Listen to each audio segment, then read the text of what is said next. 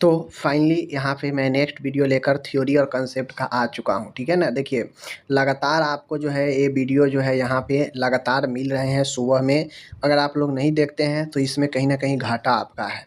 Exam में आप जाइएगा, जो मैं पढ़ा रहा हूँ ना, ये टॉपिक सब ज़रूर टपकेगा और ज़रूर टपकेगा और फिर कहेंगे कि जा ये सब कहाँ से आ गया। देखिए जो ऐसे देखते हैं ना, ये बड़ा आसान होता है देखना, लेकिन जब एग्ज़ाम में हॉल में जाते हैं, जब सामने कंप्यूटर का डिस्प्ले होता है और उस पे क्वेश्चन जो आपका दिखता है, पढ़ा हुआ क्वेश्चन भी लगता है कि ये नया क्वेश्चन है। समझ लीजिए हकीकत ये है। तो थ्योरी कंसेप्ट मजबूत कीजिए, अपने आप को कॉन्फिडेंस लाइए और चीज़ें बेहतर कीजिए, काफ़ी अच्छा हो जाएगा। समझ रहे हैं? चलिए, क्वेश्चन लोग कहते हैं कि क्वेश्चन आप नहीं देते हैं। भाई मेरे क्वेश्चन मैं पढ़ा ही नहीं रहा हूँ, थ्योरी पढ़ा रहा हूँ, जानकारी दे रहा हूँ। थ्योरी से ऑटोमेटिक क्वेश्चन उठता है। समझ गए? जैसे क्वेश्चन आपसे पूछेगा कि how many body response to stage stress stages, मतलब कितनी अवस्था है बॉडी स्ट्रेस का रिस्पॉन्स, बॉडी रिस्पॉन्स जो करता है स्ट्रेस के लिए, वो कितने स्टेज में करता है। क्वेश्चन पूछ देगा, या ये पूछ देगा कि body response to stress, body response to stress यानी स्ट्रेस के लिए बॉडी का रिस्पॉन्स जो होता है उसे हम किस और नाम से जानते हैं। तो is also known as the general adaptation syndrome. General adaptation syndrome, जिसे हम लोग शॉर्ट में GAS gas general adaptation syndrome बोलते हैं। समझ रहे हैं? तनाव के प्रति शरीर की प्रतिक्रिया, the body response to stress, यानी तनाव के प्रति हमारे शरीर का क्या प्रतिक्रिया होता है। इस चीज़ को आपसे एग्ज़ाम में चाहे स्टेज के बारे में पूछ ले, चाहे गैस का फुल फॉर्म पूछ ले, समझ रहे हैं ना, general adaptation syndrome full form पूछ ले, या अलग अलग चरण में कौन किस चरण में क्या होता है ये पूछ ले, तो ये डिपेंड करता है। जैसे तनाव के प्रति शरीर की जो प्रतिक्रिया होती है, जिसे समान अनुकूल सिंड्रोम गैस के रूप में जाना जाता है। समझ गए ना? तनाव के प्रति जो शरीर की प्रतिक्रिया है, इसे समान अनुकूल सिंड्रोम यानी जनरल एडेप्शन सिंड्रोम भी जाना जाता है। यह कितने चरण में होता है?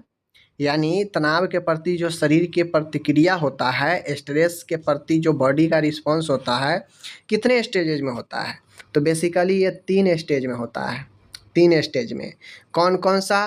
पहला होता है चिंता। चिंता को ही हम लोग रिएक्शन स्टेज बोलते हैं, या इसी को अलार्म स्टेज भी बोलते हैं। समझ गए? तो पहला अलार्म या इसी को रिएक्शन वाला स्टेज होता है। दूसरा होता है रेसिस्टेंस प्रतिरोध स्टेज, और तीसरा होता है एक्सकॉशन यानी थकावट स्टेज। 3 स्टेज में बॉडी का जो स्ट्रेस के प्रति जो रिस्पॉन्स होता है 3 स्टेज में होता है। समझ गए? चलिए, ये चरण शरीर के तनाव से निपटने और उसके अनुकूल होने के प्रयास को दर्शाता है। अब ये जो तीनों चरण है जनरल एडेप्शन सिंड्रोम इसीलिए कहा जाता है कि इसमें हमारा बॉडी अनुकूल परिस्थिति में, ठीक है ना, समान परिस्थिति में जो है ढलने का जो है प्रयास करता है। स्ट्रेस के प्रति हमारा बॉडी समान हो, स्ट्रेस में क्या होता है? तनाव होता है। तनाव से हमारा बॉडी सामान्य की तरफ आता है, तो वह 3 स्टेज से गुजरते हुए आता है। समझ रहे हैं? चलिए, प्रत्येक चरण यहाँ पे आप लोग को दिए गए हैं, देख सकते हैं। देखिए थ्योरी में पढ़ा रहा हूँ, मैं आपको जानकारी दे रहा हूँ, लेकिन क्वेश्चन आपसे पूछेगा, एक क्वेश्चन खुद क्रिएट हो जाता है। जैसे मैंने आपको जानकारी दिया अभी, सिर्फ और सिर्फ बॉडी रिस्पॉन्स टू स्ट्रेस यानी तनाव के प्रति शरीर की प्रतिक्रिया। अब आप यह चूँकि यह एक क्या है? गैस, इसे गैस भी कहते हैं, जनरल एडेप्शन सिंड्रोम। तो ये क्वेश्चन तो ये उठा कि बॉडी के प्रति जो स्ट्रेस है, स्ट्रेस के प्रति जो बॉडी का रिएक्शन है उसे और किन नाम से जानते हैं? तो जनरल एडेप्शन सिंड्रोम, पहला क्वेश्चन तो ये हो गया। यह जो बॉडी का जो रिस्पॉन्स है स्ट्रेस के प्रति, यह कितने स्टेजेज में जो है ये होता है? तो 3 स्टेज में होता है। 3 स्टेज में कौन कौन से स्टेज है? क्वेश्चन क्या पूछा था पता है आपको?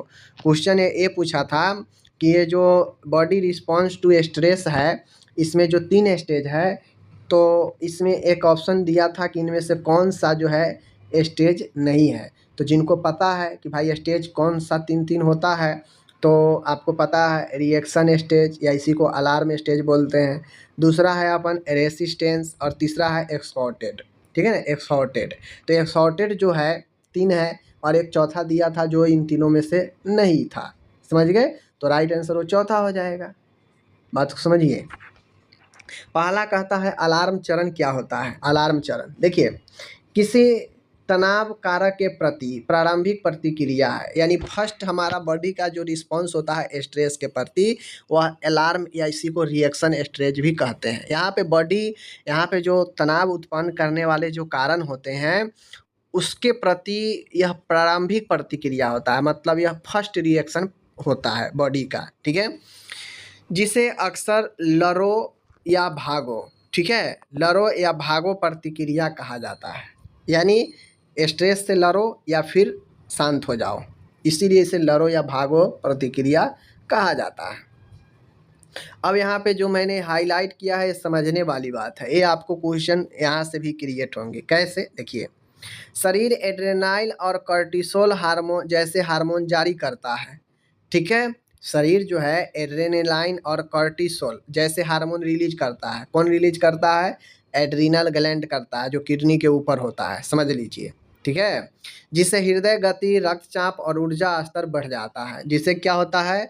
हृदय की गति, रक्तचाप और बॉडी का जो ऊर्जा स्तर होता है बढ़ जाता है।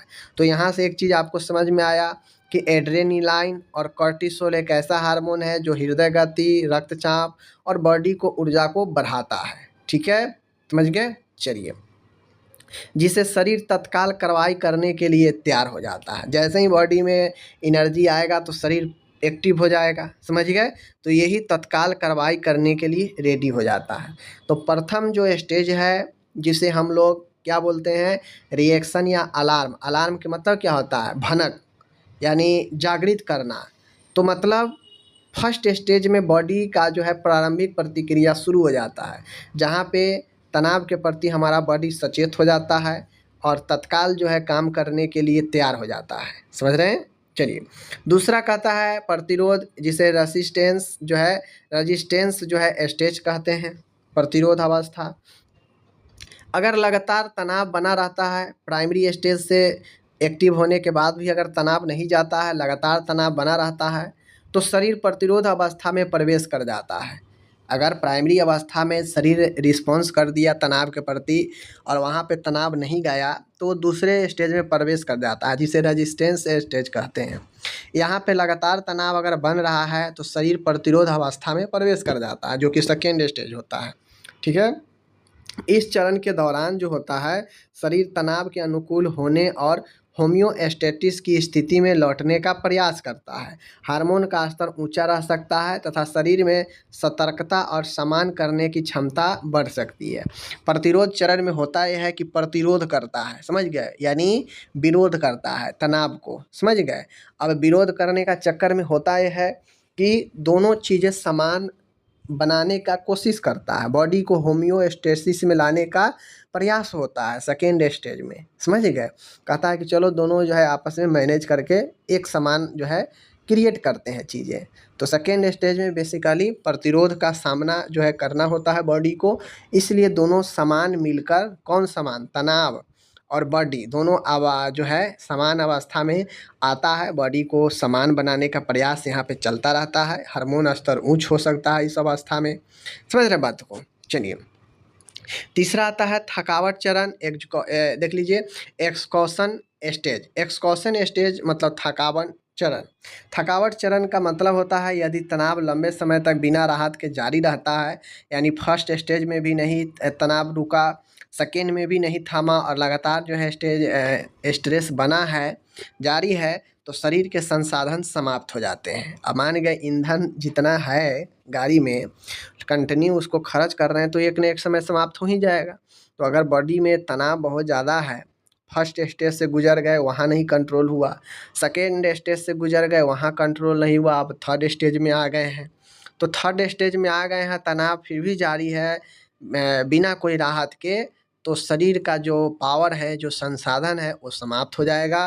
जिससे थकावट की स्थिति उत्पन्न हो जाता है। इस चरण में शरीर की तनाव से निपटने की क्षमता गंभीर रूप से कम हो जाती है। यह शारीरिक और मानसिक स्वास्थ्य समस्या के रूप में प्रकट हो सकता है, जिसमें थकान, कमजोर प्रतिरक्षा और बीमारी के प्रति संवेदनशीलता में वृद्धि हो जाती है। कोई काम किए, बॉडी बहुत ज़्यादा थक जाता है, व्यक्ति सुस्त पड़ जाता है, बीमार पड़ जाता है, तो एक्सकॉशन स्टेज होता है, थकावट चरण, जहाँ पे जो है क्या होता है, मरीज नहीं संभाल पाता है बॉडी को और व्यक्ति थकान से, कमज़ोर से प्रतिरक्षा प्रणाली कमज़ोर हो जाता है, बीमार पड़ जाता है। समझ रहे बात को? चलिए, तो बेसिकली आपको इतना ज़्यादा अगर नहीं याद रखना है तो बस इतना याद रखिए कि बॉडी रिस्पॉन्स जो स्ट्रेस के प्रति करता है, 3 स्टेज में करता है। 3 स्टेज कौन है बता दिए, इसको और किन नाम से जानते हैं बता दिए, जनरल एडेप्शन सिंड्रोम। समझ रहे हैं? चलिए आगे हम लोग बढ़ते हैं। आगे आता है नर्व डीपोलराइजेशन। बहुत अच्छा क्वेश्चन, बहुत अच्छा। नर्व डीपोलराइजेशन समझ लीजिए। नर्व डीपोलराइजेशन, डीपोलराइजेशन का मतलब होता है विध्रुवन। विध्रुवन एक होता है पोलराइजेशन, ध्रुवन, और विध्रुवन मतलब होता है डीपोलराइजेशन मतलब होता है विध्रुवन। समझ रहे बात को? नर्व मतलब होता है तंत्रिका, यानी तंत्रिका का विध्रुवीकरण। समझ गए? तंत्रिका का ध्रुवीकरण नहीं है, विध्रुवीकरण है। समझ लीजिए। अब बेसिकली जो आपको मैं बता दूं, ये जो डीपोलराइजेशन का अर्थ है कि जो हमारे ब्रेन में जो सिग्नल जाता है किसी चीज़ के, किसी रिस्पॉन्स के लिए, तो वो सिग्नल किसके थ्रू जाता है? न्यूरॉन के थ्रू जाता है। तंत्रिका जो है हमारा न्यूरॉन है, उसके थ्रू जो है सिग्नल पहुंचता है ब्रेन के अलग अलग हिस्सों में। उस सिग्नल पहुंचाने का काम कौन करता है? ब्रेन के इंटरनल में। तो वो यही डीपोलराइजेशन के कारण हमारे न्यूरोट्रांसमीटर कुछ केमिकल है, वो संदेश वाहक का काम करता है। उसी केमिकल में आपका सोडियम आयन, पोटेशियम आयन आता है। समझ रहे हैं? तो इन चीज़ों को जो है समझिए। न्यूरॉन में विध्रुवीकरण के कारण सोडियम आयन कोशिका में प्रवेश करते हैं, जिससे झिल्ली का विद्युत क्षमता बदल जाता है और तंत्रिका आवेग उत्पन्न होता है, जिससे ब्रेन में सिग्नल पहुंचता है। समझ गए?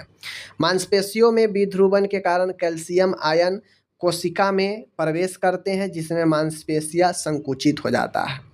तो जब डीपोलराइजेशन होगा तो क्या होगा? सोडियम आयन ओपन यानी खुलेगा, तो सोडियम आयन प्रवेश करेगा। जब डीपोलराइजेशन नहीं होगा मतलब सोडियम आयन जो है वह लो हो जाएगा, पोटेशियम आयन ओपन हो जाएगा। समझ रहे हैं? क्योंकि जब हमारे ब्रेन में कोई सिग्नल जाता है तो ब्रेन जो है थोड़ा समय के लिए रेस्ट करता है, तो उस समय पोटेशियम एक्टिव होगा जब रेस्ट रहेगा, और जब सिग्नल पहुंचेगा एक्टिव होगा तो वहाँ पे सोडियम आयन ओपन रहेगा। ठीक है, इन बातों को ध्यान में रखिएगा। समझ रहे हैं? संक्षेप में विध्रुवन एक महत्वपूर्ण प्रक्रिया है, यानी डीपोलराइजेशन एक महत्वपूर्ण प्रक्रिया है जो कोशिका झिल्ली की विद्युत क्षमता को बदलती है, जिससे विभिन्न जैविक कार्य होते हैं। यानी डीपोलराइजेशन बेसिकली एक सूचना का आदान प्रदान करने का कोशिका के अंदर, कौन सा कोशिका? ब्रेन के कोशिका के अंदर महत्वपूर्ण कार्य करता है। समझ लीजिए कौन? डीपोलराइजेशन। आगे और चलिए समझिए, अच्छे से समझिए, बहुत ही इम्पोर्टेंट है। देखिए जो नर्व है हमारा, जो हमारा तंत्रिका है, उसमें डीपोलराइजेशन से जो तंत्रिका न्यूरॉन है, इसकी झिल्ली की विद्युत क्षमता में परिवर्तन होता है और जिससे तंत्रिका आवेग उत्पन्न हो जाता है। तंत्रिका आवेग उत्पन्न होने का मतलब है कि नर्व इम्पल्स बढ़ जाता है, सूचनाओं का आदान प्रदान होने लगता है। जैसे ही आपका जो सोडियम आयन है जो क्लोज होगा तो क्या होगा? वहाँ पे पोटेशियम आयन की क्रिया होने लगेगी और वहाँ पे जो है संदेश आने जाने का काम रुक जाता है। समझ रहे बात को? चलिए विध्रुवन क्या है? फिर भी नहीं समझ में आया तो चीज़ें को समझिए। विध्रुवन, विध्रुवन एक प्रक्रिया है जिसमें तंत्रिका कोशिका यानी नर्व सेल झिल्ली के अंदर और बाहर के विद्युत आवेश का संतुलन बदला जाता है। सामान्य स्थिति में तंत्रिका कोशिका के अंदर का हिस्सा बाहर की तुलना में ऋणात्मक होता है। यानी कहने का मतलब है कि जो न्यूरॉन है, न्यूरॉन का जो मेम्ब्रेन है, झिल्ली है, वह अंदर का हिस्सा बाहर की तुलना में अधिक ऋणात्मक है, यानी अधिक निगेटिव है अंदर वाला, बाहर वाला ज़्यादा निगेटिव नहीं है। समझ लीजिए।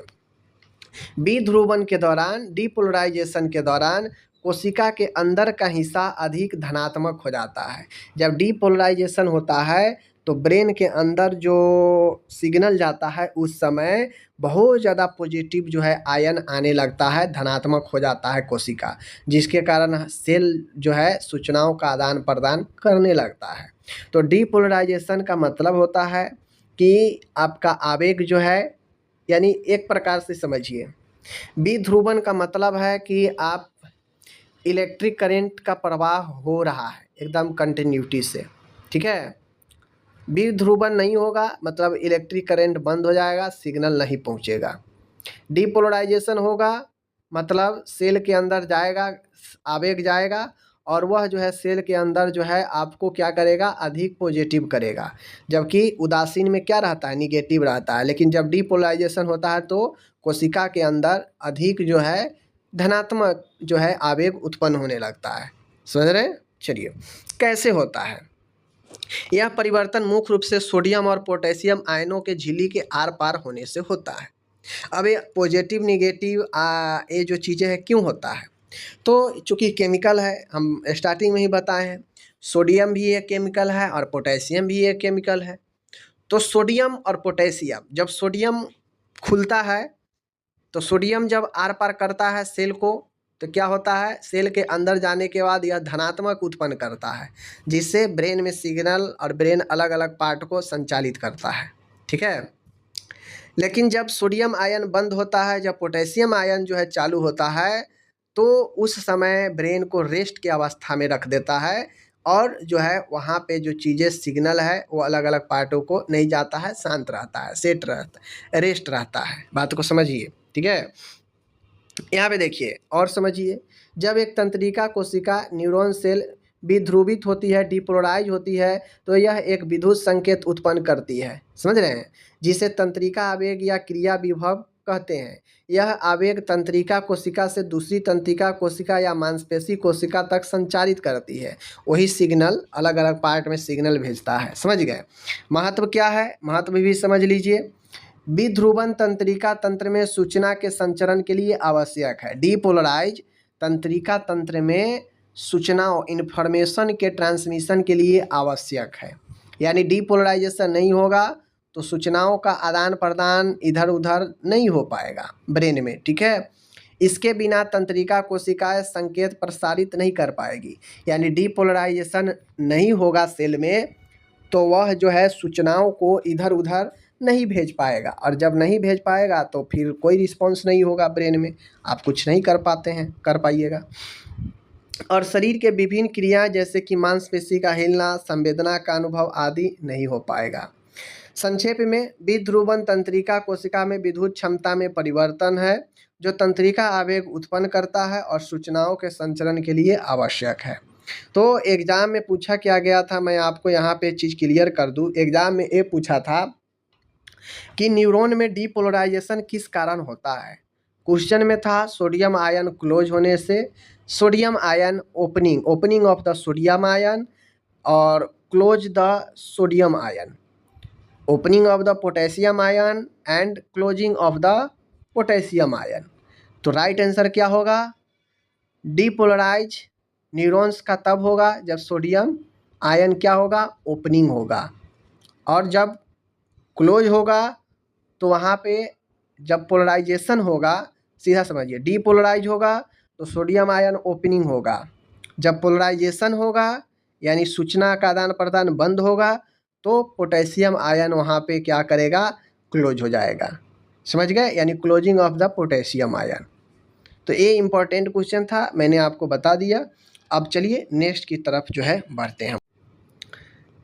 देखिए अक्सर वैक्सीन से रिलेटेड क्वेश्चन लोगों को बहुत ज़्यादा परेशान करते हैं, चाहे वो वैक्सीन के डोज के बारे में हो, चाहे वो वैक्सीन के समय के बारे में हो, चाहे वो वैक्सीन के टाइप्स के बारे में हो। टाइप्स मैंने पढ़ा दिया है कि कौन किलेड है, कौन लाइव है और कौन सा जो है टॉक्सिन्स है, ठीक है, मैं पढ़ा दिया हूँ। अब यहाँ पे मैं बता दूँगा जो जो इम्पोर्टेंट वैक्सीन है वो वैक्सीन का डोज, उसका समय, ये सारा कुछ मैं बता दूंगा। जैसे आपके सामने में है पेंटावायलेंट वैक्सीन। पेंटावायलेंट वैक्सीन जो है कब कब जो है दिया जाता है, तो यहाँ पे समय स्पष्ट लिखा हुआ है 6-10-14। 6-10-14 यानी 6 है, 4 जोड़िए 10, 10 में 4 जोड़िए 14, यानी 6-10-14 वीक्स में आपको पेंटावायलेंट वैक्सीन लगता है। समझ रहे हैं बातों को? चलिए, यह पेंटावायलेंट कौन कौन से बीमारियों से प्रिवेंट करता है, बचाता है? तो पेंटावायलेंट डिप्थीरिया, पर्टूसिस, टिटनेस यानी DPT, DPT, Hib infection causing pneumonia and meningitis and hepatitis B. तो pentavalent DPT, Hib infection causing pneumonia and meningitis and hepatitis B, तो ये पेंटावायलेंट है। पेंटावायलेंट का डोज क्या होता है? तो पेंटावायलेंट का डोज होता है माय डियर 0.5 ml, ठीक है ना, ml। इस डोज को याद रख लीजिए। कौन कौन सा बीमारी से प्रिवेंट करता है वो याद रखिए, कब कब दिया जाता है वो याद रखिए, ठीक है। ये हो गया पेंटावायलेंट। समय क्या है? 6-10-14 सप्ताह। डोज कितना है? 0.5 ml। कौन कौन से बीमारी? Hepatitis B, meningitis, Hib infection, tetanus, DPT, वही हो गया। समझ गए? तो ये हो गया पेंटावायलेंट। ओके, आगे बढ़ते हैं। अब आगे आ गया यहाँ पे निमोनोकोकल वैक्सीन। निमोनोकोकल वैक्सीन जिसे शॉर्ट में पीसीवी वैक्सीन कहते हैं। First dose 6 week, second dose 14 week and booster dose 9 months. याद रखिएगा, वहाँ पे आपको 6-10-14 था, समझ गए, पेंटावायलेंट। लेकिन पीसीवी जो निमोनोकोकल वैक्सीन है, फर्स्ट डोज 6 सप्ताह, ये तो सही है, लेकिन दूसरा डोज सीधे 8 सप्ताह बाद 14 सप्ताह, और तीसरा डोज बूस्टर डोज सीधा 9वें महीना में। समझ गए? पीसीवी का जो डोज होगा 0.5 ml इसका भी होगा, और यह जो रोग से प्रिवेंट करता है निमोनोकोकल निमोनिया है। निमोनोकोकल निमोनिया से प्रिवेंट करता है आपको निमोनोकोकल वैक्सीन, याद रखना है। समझ रहे हैं? चलिए, आगे है यहाँ पे measles rubella vaccine, M R, ठीक है ना। Measles rubella vaccine first dose 9 से 12 महीने पे, सेकेंड डोज 16 से 24 महीने पर। समझ रहे हैं बात को? अगर आपसे पूछे कि मीजल्स रूबेला का फर्स्ट डोज कब लगता है, 9 से 12 महीने, एंड सेकेंड डोज 16 से 24 महीने पर। समझ रहे हैं? अब कहेगा कि कौन से डिजीज से प्रिवेंट करता है, तो नाम से ही है, मीजल्स और रूबेला से करेगा। डोज की बात करेगा तो इसका भी 0.5 ml अपन इसका भी डोज होता है। समझ रहे हैं? चलिए, आगे बढ़ते हैं। जेई है जापानी इंसेफ्लाइटिस है। जापानी इंसेफ्लाइटिस जो वैक्सीन है, प्रथम डोज 9 से 12 महीना, सेकेंड डोज 16 से 24 महीना, यानी यह ठीक मिजल्स के बराबर है। मिजल्स भी फर्स्ट डोज 9 से 12, सेकेंड डोज 16 से 24। यहाँ भी सेम है, 9 से 12 महीने और सेकेंड डोज 16 से 24 महीने। समझ रहे हैं बातें को? कौन? जेई जापानी इंसेफ्लाइटिस वैक्सीन, ठीक है।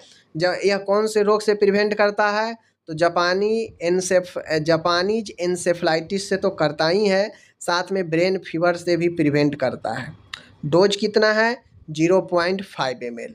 तो अभी आप लोग पेंटावायलेट देखे हैं, निमोनोकोकल वैक्सीन देखे हैं, जापानीज इंसेफ्लाइटिस वैक्सीन देखे हैं, सारा का डोज 0.5 जो है ml है। समझ रहे बात को? चलिए, आगे आता है rotavirus. My dear, rotavirus vaccine कहाँ कहाँ कब कब दिया जाता है? तो रोटा वैक्सीन जो है 6, 6, 10, 14, जो आप प्रथम वाला जो देखे हैं ना, उसी के सेम है रोटा वायरस 6, 10, 14। समझ रहे हैं?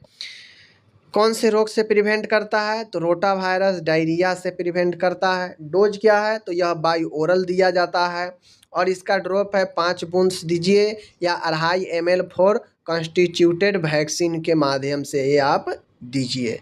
तो ये रोटा वायरस वैक्सीन हो गया। आगे आता है बीसीजी वैक्सीन, जिसे बैसिलस कॉलमेंट ग्यूरिन भी बोलते हैं, और यह वैक्सीन या तो एट ए बर्थ यानी जन्म के समय तुरंत बाद देना चाहिए, या आगे 1 साल के उम्र तक ये दिया जा सकता है, समझ गए। अगर जन्म के समय नहीं पड़ता है तो आगामी 1 साल के अंदर तक जो है आप इसको दे सकते हैं। फर्स्ट प्रायोरिटी क्या है? एट ए बर्थ, जन्म के समय ही दीजिए तो ज़्यादा बेहतर है। अगर किसी कारणवश जन्म के समय नहीं मिला तो 1 महीना के अंदर में दे दीजिए। अगर फिर भी नहीं हो पाया तो 1 साल के अंदर तक जो है इसको देना चाहिए, ठीक है। यह कौन से डिजीज से प्रिवेंट करता है? तो टीबी से प्रिवेंट करता है। डोज क्या है? तो अगर जन्म के समय देते हैं तो 0.05 ml देते हैं जन्म के समय।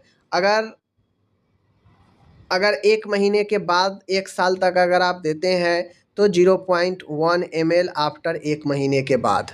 समझ रहे बात को? तो ये अपना डोज, समय, बीमारी से प्रिवेंशन सब कुछ था, मैंने आपको यहाँ पे जो है आपको बताया, ठीक है। तो इस प्रकार से आज आप लोग अच्छे टॉपिक ज़रूर सीखे हैं। और देखिए, हड़बड़ करने से कुछ नहीं होता है।